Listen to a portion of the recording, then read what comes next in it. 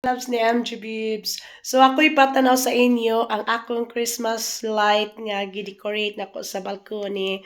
So automatic na siya musiga mga kalalabs kay kanang gi automation na sa akong bana nga musiga ra na siya giyaha mga alas 4.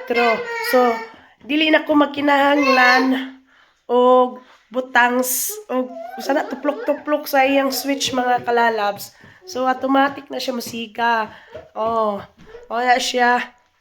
Nawa. Kaya ang iyang plug niya mga kalalabs is automatic sad siyang iyang plug ba. So baligi home assistant na sa kumbana. So every time nga 4 o'clock musiga na siya. So ako ipakita sa inyo ang akong decoration. Tanan niya. Ari sa akong balcony. Medyo tugnaw ra ba? So, mana siya ang akong Christmas light nga gibutangan ako og decoration gamay lang. Simple lang nga decoration diri sa balcony. Then mauna siya mga kalalap ang iyang plug nga automatic na siya muon. No need ako magtuplok-tuplok sa iyang switch din ha. So, automatic na siya pang 4 o'clock kana na siya muon na. So, dara.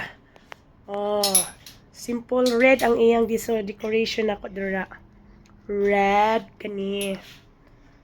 Medyo na akong bibi sa mukan kay ni akong bibi. Uy. Di mo na akong bibi sa mukan. Nya mag careful daw patanaw sa akong bibi kay bawal sa social media ang bata ipakita. I mean, bawal sa akong bana ba.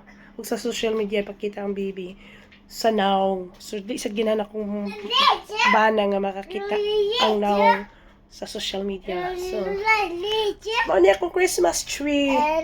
Kani akong Christmas tree ug ang Christmas light niya is automatic sa na siya. Automatic sa na siya musika. Di ba? Wala na ako na siya gi-turn on mga kalala. Automatic na siya musika ang akong Christmas light nako.